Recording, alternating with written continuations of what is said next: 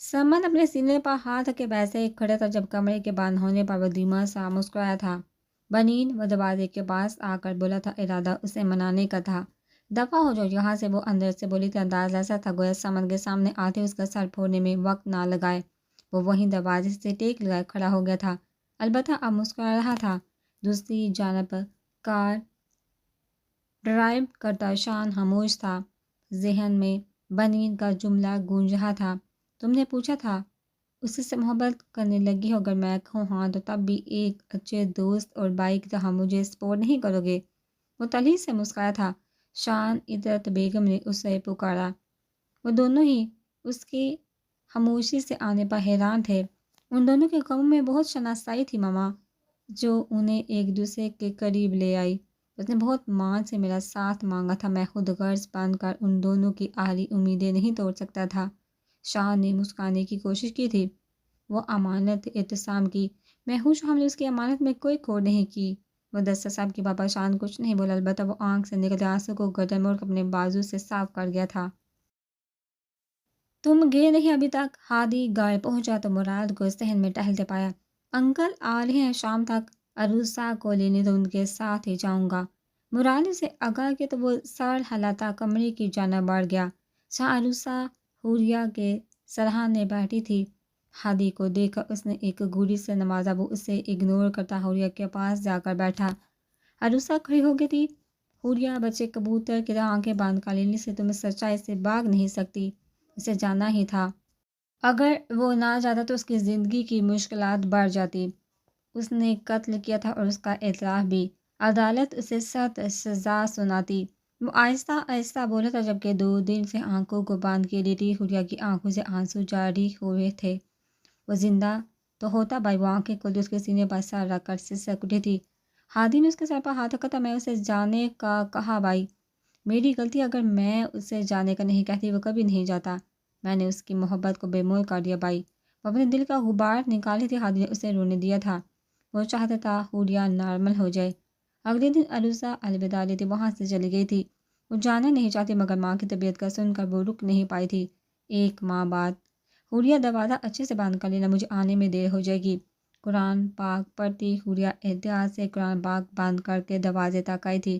دروازہ بند کر کے وہ واپس کمرے میں آئی تو اس کا فون بجا تھا۔ کیسی ہو لمس؟ وہ فون اٹھا کر ٹھہرے ہوئے لہجے میں بولی تو لمس نے گہری سانس لی، میں ٹھیک ہوں، تم سناؤ کیسے ہو بھائی صاحب، کیسے ہیں؟ لمس نے اپنے انداز میں پوچھا تو دھیما سا مسکرائی، ٹھیک ہے وہ بھی، تمہارا بھی پوچھا میں نے؟ لمس نے طرز کیا تو حوریہ نے آئینے میں خود کو دیکھا، میں کیسی ہو سکتی، بالکل ٹھیک ہوں۔ ہٹی کٹی وہ مصنوعی ہنسی کو لمس بھی اداس ہوئی۔ اچھا جو بات کرنے کے لیے فون کیا تھا وہ تو سنو۔ لمس نے اسے پھر سے اداس ہوتا محسوس کیا تو بات بلی، عروسہ کو تمہارے بھائی کی پسند بالکل پسند نہیں آئی، جسے وہ اپنے اس پاگل دوست کے ساتھ جگہ شادی کا جوڑا لے کر آئی، لیکن بھائی کی پسند بھی اچھی تھی۔ حوریہ کا دھیان بٹانے میں وہ کامیاب ہوئی تھی، رہنے بھی دو اپنے بھائی کو، ویسے شادی کا جوڑا پیارا ہے بہت، مجھے لگا نہیں تھا اسے نمونے کی پسند اتنی اچھی ہوگی۔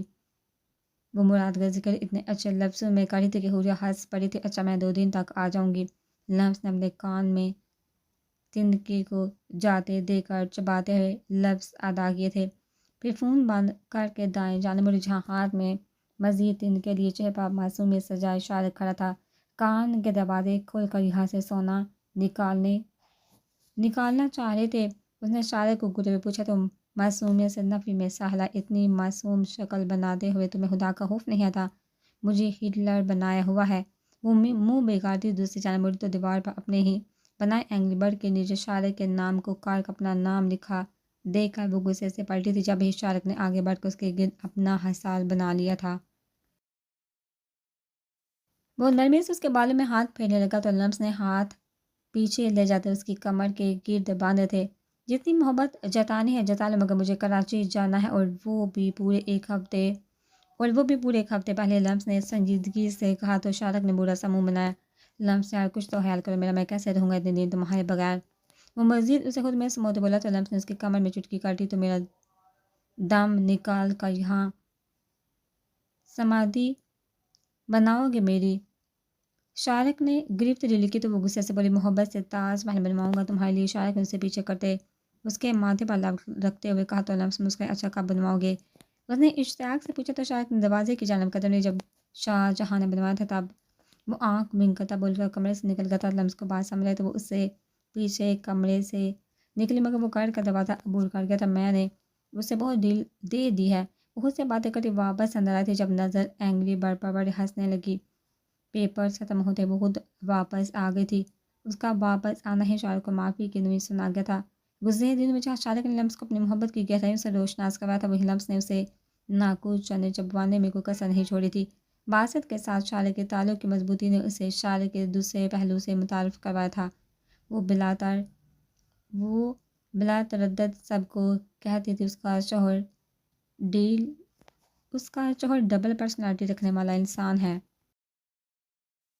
وہ سر جھٹکتی الماری کی جانب بڑھ گئی تھی تاکہ شارق کے کچھ کپڑے پریس کر کے رکھ سکے۔ کیسی لگ رہی ہوں؟ دلہن کے لباس میں مکمل تیار، دونوں ہاتھوں سے سر پر ڈالے گھونگھٹ کو پکڑے کھڑی مراد سے پوچھی تھی۔ مراد نے ایک نظر اسے اوپر سے نیچے تک دیکھا، پھر اس کے گرد چکر لگاتے اسے دیکھنے لگا۔ لگ تو اچھی رہی ہو، بس ایک تلوار کی کمی ہے، بالکل رضیہ سلطانہ لگو گی۔ مراد نے اچھے سے دیکھا کہا تو اس نے گھونگھٹ میں سے ہی مراد کو گھڑی سے نوازا۔ جالی دار دوپٹے کی گھونگھٹ سے وہ باقاعدہ سے گھٹی رسائی تو اس نے کندھے اچکائے۔ اصل تعریف کی تھی میں نے، مگر تمہیں وہ شاعرانہ تعریف ہی سنی ہے۔ مراد منہ بگاڑ کر کہتے اسے سال یہ پارلر سے باہر آیا۔ حالت سے کہوں گی تمہاری شادی کسی پاگل لڑکے سے کرے، جب وہ تمہارے بال نوچا کرے گی نا، تب شاید تمہاری اس دماغ کو ہوا لگے۔ مستقبل کے نقشے کو تصور کرتے مراد کا ہاتھ فوراً سر پر گیا تھا۔ اس کا ہونک زدہ چہرہ دیکھا روسا ہنسی چلی گئی تھی۔ اسے اس ہنستے دیکھا مراد نے مسکراتے ہوئے اسے دیکھا تھا۔ ایک بات کہوں تم سے، میں کبھی کہہ نہیں پایا مگر آج کہنا چاہتا ہوں۔ مراد کتنی سنجیدگی سے کہنے والا روسا نے ناسمجھی سے اسے دیکھا۔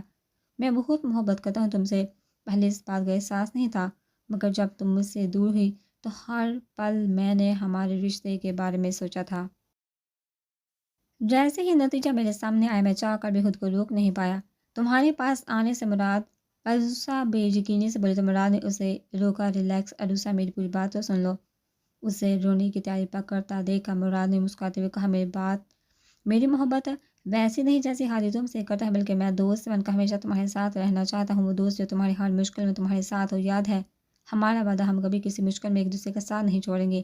اب دیکھو تم کسی کی زندگی برباد کرنے جا رہی ہو، میں پھر بھی ایک سچے دوست کی طرح تمہارے ساتھ ہوں، سنجیدگی سے کہتا مراد نے آخری جملہ۔ افسردگی سے بولے تو وہ خود جو اتنی ایموشنل تقریر پر رونے کی تیاری پکڑی تھی، دونوں ہاتھوں سے اسے مارنے لگی۔ مراد اور عروسہ ایک ناقابل یقین رشتہ، بچپن میں ننھے ذہنوں نے ایک وعدہ لیا تھا دوستی نبھانے کا۔ مشکلیں آئیں، رشتہ ڈگمگایا، مگر دوستی کی ڈور ٹوٹ نہ پائی۔ نکاح مبارک ہو بھابھی۔ آپ وائٹ ٹہنوں تکاتے فراق پہنے، بالوں کو حجاب میں کور کی، وہ ہلکے سے میک اپ میں بھی اپنی اداس آنکھوں کی وجہ سے الگ نظر آ رہی تھی۔ نکاح کے بعد وہ عروسہ کے برابر میں بیٹھی اسے مبارکباد دے رہی تھی، چہرے پر مسکراہٹ تھی، مگر آنکھوں میں اداسی کو عروسہ نے بام کر اسے گلے سے لگایا تھا۔ میری دعا ہے اللہ تمہیں ڈھیروں خوشیوں سے نوازے، تمہارا دامن ہر وقت خوشیوں سے بڑا رہے، اسے دعا دے رہی تھی۔ حوریہ اس کی محبت پر رشک سے مسکرائی۔ آپ دونوں کی محبت کو کسی کی نظر نہ لگے۔ عروسہ سے الگ ہوتے وہ ان دونوں کے سر پر سے کئی نوٹ وار کر ایک جانب رکھ کر انہیں دعا دے کر اسٹیج سے اتر گئی تھی۔ حاضرین اسے ایسے جاتے دیکھا تھا مگر کچھ نہیں بولا تھا۔ لمس یار تمہارا تیسرا کب ہے یہ؟ لمس کو آئس کریم کھاتے دیکھ کر شارق کسی جاننے والے سے ایکسکیوز کرتا اس کے پاس آیا تھا۔ کیا مطلب تیسرا کب ہے؟ میرے کھانے پینے پر پابندی لگا رکھی ہے آپ نے؟ لمس نے روحان سے ہوتے پوچھا تو شارق نے بوکھلا کر ادھر ادھر دیکھا۔ لمس کا اسے آپ کہنے سے ہمیشہ ہی مشکوک سگنل دیتا تھا۔ کوئی نہیں دیکھ رہا آپ کو؟ لمس نے نروٹے پن سے کہا تو شارق نے اس کی جانب دیکھا جو سیریس ہو کر بھی سیریس نہیں لگ رہی تھی۔ موسم بدل رہا ہے لمس، یہ نقصان دے گی تمہیں، اس نے اب باقاعدہ اس کے ہاتھ سے کب لے لیا تھا۔ مجھے بھوک لگی شارق، لمس نے معصومی سے کہا تو شارق کو اس سے زیادہ معصوم دنیا میں کوئی نہ لگا۔ میں ابھی کھانا لا دوں، بس ایک منٹ رکو۔ شارق کی پھرتی پر لمس اس سے محبت سے دیکھتی مسکرائی تھی۔ اس کے جاتے وہ کچھ دور کھڑے لڑکے سے مخاطب ہوئی۔ ہو گئی تسلی لمس انصاری؟ سوری لمس، شارق حیدر کسی پر مسلط نہیں ہوئی، بلکہ دعاؤں میں مانگا گیا ہے مجھے اپنی کسی پروسن کو چراتی وہ فخر سے بولی تھی۔ سب کے غصے سے ڈش کا پوچھنے واپس آتا شارق نے اس کا تعارف سنا۔ تو دل میں ایک سکون اتر آیا تھا۔ لمس کا اپنے نام کے آگے شارق کا نام کا حوالہ آج اسے ایک بوجھ سے آزاد کر گیا تھا۔ لمس سر جھٹکتی مڑی تو شارق کو دیکھ کر اس کے پاس آئی۔ مسٹر شارق حیدر، آپ کی مسز کو بھوک لگی، اگر دل نے ڈانس بند کر دیا ہو تو چلیے۔ کوٹ کے اوپر سے اس کے سینے پر انگلی سے اپنا نام لکھتوا اس کی سے بولی تو شارق ہوش میں آتا ہاں میں ساحلہ کو اسے ساتھ لیے صوفے کی جانب بڑھ گیا۔ لمس انصاری شارق حیدر کی زندگی کا وہ کردار جس نے اس کی زندگی کی ساری الجھنوں کو کھول دیا۔ ایک نے محبت میں چھوڑ کر تو دوسرے نے انا کی غلامی میں چلتے اپنی محبت کو تکلیف سے دوچار کر دیا۔ محبت اور انا کی جنگ کھیلی کے جس میں اللہ کا بنایا پاک رشتہ جیت گیا۔ یہ کمرے کا اندرونی منظر تھا جہاں ٹیبل پر چائے کے خالی کپ موجود تھے۔ بیڈ پر کتابوں کا ڈھیر پھیلا ابیحا بیٹھی تھی جس کے ہاتھ میں بھی ایک چائے کا کپ موجود تھا جس سے وہ چسکیاں بڑھی تھی۔ کمرے کے دروازے میں کھڑا باسط آنکھیں چھوٹی کی سے دیکھ رہا تھا۔ بند کر اپنی بکس اور سو جاؤ، وہ چٹے وہ بولا تو ابیحا نے اشارے سے اسے روکنے کا کہا۔ ٹھیک ہے پھر تم جاگو، میری سائڈ خالی کر دو، مجھے نیند آ رہی ہے، باسط کہہ کر بیڈ کی جانب آیا اور خود ہی کتابیں ہٹا کر اپنے لیے جگہ بنا کر لیٹ کر آنکھیں مون گیا۔ ابیحا نے اپنے سارے نوٹس بکس کے صفحے آگے پیچھے ہوتے دیکھے تھے، پھر غصے سے اٹھ کر کمرے سے نکل گئی تھی۔ دروازہ دار سے بند ہوا تو باسط نے گردن موڑ کر بیٹھ کے دوسری جانب دیکھا۔ ابیحا کو نہ پا کر وہ اٹھ کر بیٹھا۔ پہلی سانس بھرتا وہ بستر سے اتر کر کمرے سے باہر آئی جہاں وہ لاؤنج میں ٹہل رہی تھی۔ اب کیا ہوا ہے ابیحا؟ اس نے ابیحا کے سامنے کھڑے ہوتے پوچھا تو وہ رخ موڑ گئی۔ اس کی حبکی پر باسط کو حیرت ہوئی۔ اب اس بے وقت کی ناراضگی کا کیا مطلب لوں میں؟ باسط نے ہاتھ باندھتے ہوئے پوچھا تو ابیحا نے یکدم اس کی جانب دیکھا۔ آنکھوں میں واضح اور غصہ تھا، پھر وہ تیزی سے کچھ اشارے کرنے لگی۔ میرے سارے نوٹس مکس کر دی، مجھے سوال سمجھنے تھے، وہ صفحے بھی گم کر دی، مجھے بات ہی نہیں کرنی۔ وہ منہ پھلاتی صوفے پر بیٹھ چکی تھی۔ باسط نفی میں سہلا کہ میں سمجھا دیتا ہوں سب سوال، وہ زبردستی سے کھڑا کرتا بولا تو ابیحا نے بازو چھڑوائی۔ اب چائے نہیں ملے گی ابیحا، اس لیے چپ چاپ اندر چلو۔ ابیحا کو تاج سے مس نہ ہوتے دیکھا اس نے غصے سے اسے گویا، پھر اٹھ کر اپارٹمنٹ سے نکل گیا۔ باسط کا یوں ناراض ہو کر آدھی رات کو اپارٹمنٹ سے نکل جانا ابیحا کے سارے نہرے ختم کر کے ہاتھ پاؤں پھلا گیا تھا۔ وہ اس کے پیچھے دروازے تک آئی تھی مگر باہر سارا کوریڈور خالی تھا۔ انہیں دروازہ واپس باندھ کے باسط کا فون بھی کمرے میں تھا۔ وہ پریشان ہو گئے تھے، بہت کو کوس رہی تھی کہ اس نے کیوں باسط کو تنگ کیا۔ وہ بے چینی سے لاؤنج میں ٹہلنے لگی، بار بار انگلیاں مروڑ رہی تھی۔ ایک گھنٹہ گزرے تو پریشانی تشویش میں بدل گئی، وہ سب چھوڑ کر رونا شروع ہو گئی تھی۔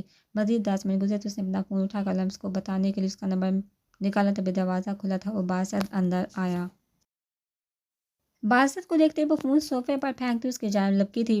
بنا یہ دیکھے کہ فون صوفے سے ٹکرا کر زمین بوس ہو گیا تھا، وہ با کر باسط کے سینے سے لگتی رونے لگی تھی۔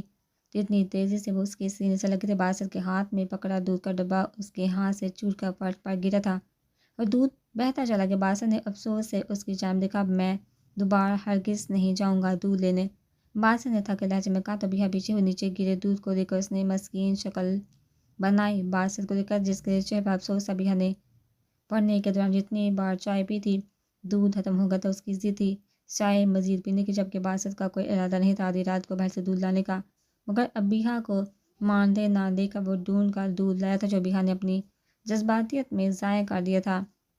نہیں پینی چائے، ابیحا نے اشارے سے کہا، اسے ساتھ لیے کمرے کی جانب بڑھی۔ باسط کی نیند سے بڑی آنکھیں دیکھ اسے اپنی ضد پر غصہ تھا۔ صوفے کے قریب رکا باسط کے قدم رکے تھے، اپنے موبائل کو زمین پر گرا دیکھ ابیحا کا ہاتھ منہ پر گیا تھا۔ باسط نے جھکا فون اٹھایا، پھر اس کی سکرین دیکھ کر ایک نظر ابیحا پر ڈالی تو جبرن مسکرائی تھی۔ وہ نفی میں سہلا تھا کمرے کی جانب بڑھ گیا تو ابیحا اس کے انداز پر ہنسی تھی۔ باسط اور ابیحا کی محبت جو ابیحا کی آنکھ سے بہتے آنسو کو دیکھ کر پنپتی تھی، باسط کا سلجھا انداز اور سمجھداری اس کی محبت کے سامنے کہیں دور چلی جاتی تھی۔ وہ سب کے سامنے کچھ اور تھا تو ابیحا کے لیے وہ اس کے نہرے اٹھانے والا اس کا محبوب شوہر تھا۔ ہم نے اسے یہاں لا کر صحیح فیصلہ کیا ہے نا؟ بنی نے پارٹی شروع کی تھی کیونکہ سمن نے اس کی بات مان کر سیاست میں جانے کا ارادہ ترک کر دیا تھا۔ اس نے اپنی خوشی میں سب کو شامل کیا تھا۔ ہادی ابھی کچھ دیر پہلے سمن کی اچھی طرح ٹانگ کھنچائی کر کے روسا کے پاس آیا تھا جو دور کھڑی حوریہ کو دیکھا سنجیدگی سے بولی تھی۔ ہادی نے بھی اس کے نزدیک کے طاقت میں دیکھا تھا جہاں حوریہ سب سے الگ تھلگ کھڑی تھی۔ اسے اب زندگی میں آگے بڑھنا چاہیے چڑیل۔ ہادی کے اس چڑیل کہنے پر روسا نے اس کے بازو پر مکہ مارا تو دور کھڑے سمن نے اسے دیکھا ہنسی دبائی۔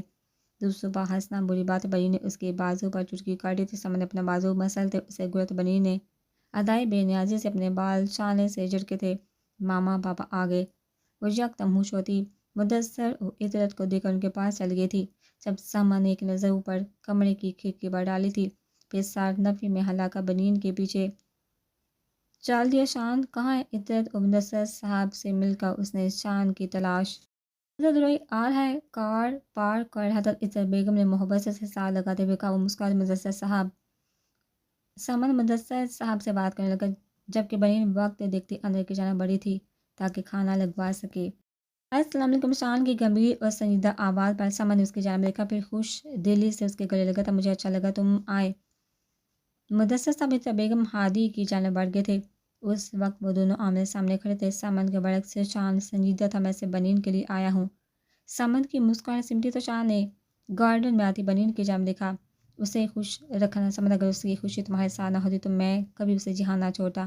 وہ بنین کو دیکھتا بول رہا تھا۔ سمن کی نظریں بھی بنین پر تھی۔ اگر وہ شان کی آنکھوں میں دیکھ لیتا تو بنین کے لیے محبت بھی پام جاتا۔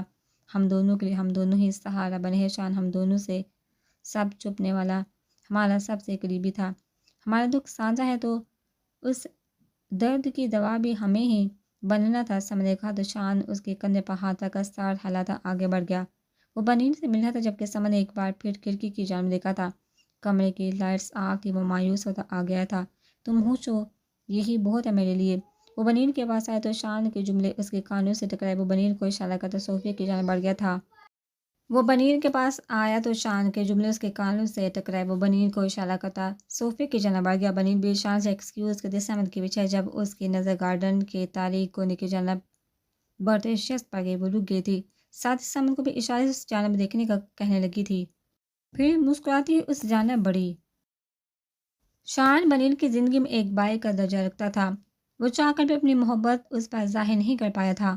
وہ اس لڑکی کا بھرم نہیں توڑ سکتا تھا جس کی زندگی کو بہترین بنانے کا وعدہ اس نے اس سے لیا تھا۔ وہ جانتا تھا وہ کبھی نہیں پچھتائے گا۔ وہ ہادی کے پروز کرنے پر آ تو گئی تھی، مگر اب عجیب سی بے چینی اسے ہو رہی تھی۔ سب لوگوں کو خوش کپو میں مصروف دیکھ کر وہ ایک تنہا گوشے کی جانب بڑھ گئی تھی۔ روشنی بڑی محفل میں یہ حصہ کافی حد تک تاریک تھا۔ وہ ان سب کی جانب دیکھتی پیچھے قدم لینے لگی تو انجانے میں پیچھے رکھے کیکٹس کے گملوں سے ٹکرائی۔ اپنی چیخ دباتی وہ کیکٹس میں الجھا دوپٹہ نکالنے لگی۔ اسے سمجھ نہیں آ رہا تھا کہ اس کے آنسو کیوں بہہ نکلے ہیں، شاید اپنی بے بسی پر۔ جب دوپٹہ آزاد نہ ہوا تو اس نے جھنجھلاتے ہوئے اپنا ہاتھ کیکٹس پر مارا۔ اس کے منہ سے کرار نکلی تو وہ رونے لگی جب اچانک کوئی اس کے پاس نیچے بیٹھا تھا۔ احتیاط سے اس کا دوپٹہ کیکٹس سے الگ کر کے وہ کھڑا ہوا اور جیب سے رومال نکال کر اس کے جانب بڑھایا۔ اندھیرے کے باعث وہ آنے والے کا چہرہ نہیں دیکھ پا رہی تھی۔ دھیرے سے اس کے ہاتھ سے رومال لے کر اس نے اپنی ہتھیلی پر رکھا تھا۔ بائی، بنین کے آواز پر وہ شخص موڑا تھا۔ آپ یہاں ہیں، چلیے میرے ساتھ۔ اس سے پہلے وہ زبردستی اسے اپنے ساتھ لے جاتی اس کی نظر حوریہ پر پڑی۔ حوریہ، تم یہاں کھڑی ہو؟ اس نے اس کے آنسو دیکھتے ہوئے پوچھا۔ چوٹ لگی ہے انہیں؟ مردانہ سنجیدہ آواز حوریہ نے فوراً اس کی جانب دیکھا تھا جو آگے بڑھ رہا تھا۔ بابر، اس نے زیر لب اس کا نام لیا تھا جو بنین سن چکی تھی، اور آگے بڑھنے والا فرد بھی۔ میرا نام ابتسام ہے، بابر نہیں۔ وہ مڑ کر ایک ایک لفظ جتاتا ہوا بولا تو ایک ماہ بعد اپنے سامنے بابر کو صحیح سلامت دیکھ اس کے ہاتھ پہلو میں جا گرے۔ قوت گویائی سلپ ہو کر رہ گئی تھی۔ بنین نے دونوں پر ایک نظر ڈالی تو پھر سمن کی طرف دیکھا جو اس کی بیچارگی بڑی شکل لے کر اسے تسلی دینے کو سہلا گیا تھا۔ بائی، وہ بابر، میں نے دیکھا اسے بائی، وہ وہاں تھا۔ اسے روکے بائی۔ ہادی اس کے پاس آیا تو حوریہ روتے ہوئے بولے۔ اس کے بے ربط جملے اس کے دل کی حالت بتا رہے تھے۔ اب میری بات غور سے سننا حوریہ۔ وہ حوریہ کو سارے گھر کے اندر آیا تھا۔ وہ مسلسل رو رہی تھی۔ ماضی گولی کی آواز چلتے ہی ملک تراب علی کا وجود ساکت ہوا تھا۔ بچا لیا آپ کو جلنے کی تکلیف سہنے سے۔ اپنا سر پکڑے وہ رونے لگا تھا۔ حیوان بنا دیا مجھے آپ نے اور آپ کے بیٹے نے۔ صرف آپ لوگوں کی وجہ سے میری ماں بھی میرا منہ نہیں دیکھے گی۔ کیوں کیا آپ دونوں نے یہ؟ کیا یہ خون کبھی دھل پائے گا؟ وہ بے بسی سے سر پکڑے رو رہا تھا۔ جب دروازہ ٹوٹا تھا سمن نے چلا کر اسے پکارا تھا۔ ایک قاتل کو بچا کر انسانیت پر ظلم کرنا چاہتے ہو؟ بابر نے مڑ کر سمن کو دیکھتے ہوئے پوچھا جو اندر آنے کی کوشش کرتا تھا۔ معافی کا راستہ آری سانس تک کھلا ہوتا ہے بابر، پلیز لوٹ آؤ، وہ کرب سے بولا تھا۔ تبھی کمرے میں لگا فانوس بابر سے ٹکراتا زمین بوس ہوا تھا۔ بابر بے ہوش ہوا تو دائیں جانب بنی الماری آگ سے جل کر اپنا توازن کھو کر بابر پر گری تھی۔ سمن چلاتا ہوا اپنا بنا آگ کی پرواہ کی भागा था उसके साथ ही कुछ लोग अंदर आए थे। बाबर को बाहर निकाल कर वो जैसे मुड़ा था, एक शख्स अंदर ही रह गया था। बाहर आओ तुम भी। सामान चला तो उसने नफ़ी में सहला, हमारे सामने बहुत एहसानात किए हम बार। उनकी वजह से हम ज़िंदगी जीने के काबिल हुए। उनके लिए अपनी जान कुर्बान करने को तैयार। हमारे साहब ने कोई गुनाह नहीं किया। उन्हें बचा लेना सामने बेशकीनी से सामने देखा, जहाँ वो शख्स अब खुद पर गोली चला चुका था। सामान बाबर को लेकर वहाँ से निकला था, जबकि पीछे बाबर के साथियों ने सारा मामला संभाल लिया था। दुनिया की नज़र में बाबर और मलक तराब की मौत हो गई थी। सामान ने जल्द अज जल्द तदफीन का बंदोबस्त करके उस केस को भी दफन कर दिया था। बाबर की शादियों की बदौलत उसे मालूम हुआ था कि बाबर मलक तराब अली से उनकी प्रॉपर्टी लेकर उसे बेचकर सब उन लोगों को देता था जो उनके जुल्म का शिकार हुए थे। उसने पहली बार उस रसूख का इस्तेमाल किया था, बाबर के कागजात बनवाए जिसमें उसे बाबर का जोड़वा भाई इब्तिसाम लिखवाया। उसके लिए मुश्किल नहीं था उसकी पहचान बदलना। करप्शन के दौर में हर गलत काम आसानी से हो जाता था। बाबर के बने सारे केस बंद हो गए थे। अब इब्तिसाम था जो एक नई जिंदगी जीने के लिए तैयार था। मगर 2 दिन बेहोश रहने के बाद जब उसे होश आया तो दिमाग की नस दबने की वजह से उसने किसी को भी ना पहचाना। एक जानब सामान्य शुक्र अदा किया था कि बाबर साहब भूल गया है, तो दूसरी जानब तब वो उसके लिए परेशान भी था, क्योंकि वो चाह कर भी उसे सच्चाई से आगाह नहीं कर सकता था। हुरिया से उस बात को छुपाया गया था, मगर हुरिया की हालत और बाबर का कमर में बांध रहना हादी और सामंत को मजबूर कर गया था कि वो कम से कम हुरिया को सबसे आगाह कर सकते हैं। मैं मिल उनसे प्लीज़ हादी के सब बताने पर हुरिया ने इल्तिजा की, तो हादी ने उसके सर पर हाथ रखा और उसे इजाज़त दे दी। वो हादी के बताने पर बाबर के कमरे की जाना बढ़ी थी। हाथ में उसका रुमाल पकड़ा हुआ था। कमरे के बाहर रुका उसने अपने आंसू साफ किए थे। फिर नाक करती अंदर दाखिल खिड़की के करीब खड़ा बाबर बैठा था। हुरिया को देखकर उसके चेहरे के तासा नासमझी में डले थे। इतनी मुद्दत बाद मिले हो, किन सोचों में गुम रहते हो? आप यहाँ क्यों आए? उसने संजीदगी से पूछा था। हुरिया ने अपनी बंद मुट्ठी खोली। इतने हाइफ क्यों रहते हो?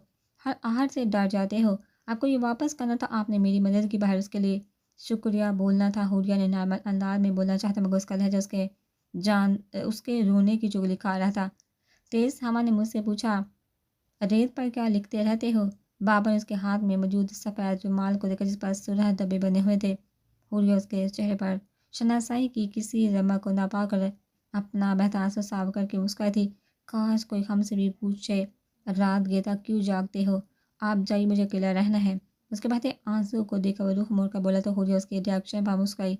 आपको मालूम हम पहले से एक दूसरे को जानते हैं? हुरिया के बताने पर फौरन मुड़ा था। आप क्या जानती हैं मेरे बारे में? बाबर के लहजे में बेकरारी थी। कौन सी बात तुम में ऐसी है? इतने अच्छे क्यों लगते हो? यकीन करेंगे मेरा? हुरिया ने मुस्कुरा कर पूछा, तो उसने हाँ में सर हिलाया। आप मुझसे मोहब्बत करते हो, मैं आपसे? हुरिया की यकीन से कहने पर बाबर ने उसकी आंखों में देखा जहाँ झूठ की नमक भी ना थी। वो कई लम्हे उसे देखे गया था, पीछे मुड़कर क्यों देखा था? पत्थर बंद कर क्या तकते हो? अगर ये सच है तो तुम इतने दिन से कहाँ थी? मोहब्बत करने वाली यूँ तनहा तो नहीं छोड़ते? बाबर ने 2 कदम आगे आते हुए पूछा, तो हुरिया ने कदम उसकी जानिब बढ़ाए। वो दोनों बिल्कुल आमने सामने खड़े थे। ज़िंदगी इम्तिहान ले रही थी। देखिए, इम्तिहान पास करके आई हूँ, सबको बता कर आई हूँ कि मैं आपके बिना नहीं रह सकती। हुरिया ने अपनी हथेली उसके सामने फैलाई। हमसे ना पूछो हिज्जत की किसी अपनी को, अब तुम कैसे हो? मिलन के नवीद से दें वादा करती, कभी दूर नहीं जाओगी और ना जाने दूंगी। वो बहुत मान से बोली, तो बाबर ने उसकी हथेली पर नजरें जमाई। हथेली को देखता वहाँ था कि वहाँ था उसका हाथ थाम गया था। मेरा दिल कह रहा तुम्हें जाने ना दो, बाबर ने कहा, तो वो रोने लगी। उसके हाथ की पुष्पा साटी का वो रो रही थी, तो शक्कर के आंसू थे। अब दूर मत जाइएगा, वो रोते रोते बोली, तो बाबर मुस्कुराए। दरवाज़ा ना खोलने पर हुरिया सीधी हुई थी। आदि और समन अंदाजा थे निकाह करना चाहते हो? समन ने पूछा, तो बाबर ने हुरिया की आंखों में देखते हाँ में सा हिलाया था। हादी ने आगे बढ़कर हुरिया के सर पर हाथ रखा था। कुछ देर बाद उन दोनों का निकाह हो गया था। बाबर हंसती मुस्कुराती हुरिया को देख रहा था। फिर उसने समन की जानिब देखा, जिसने पिछले 1 माह में एक बड़े भाई की तरह उसे संभाला। अपने हाथों की जानिब देखा, फिर मुस्कुराया था।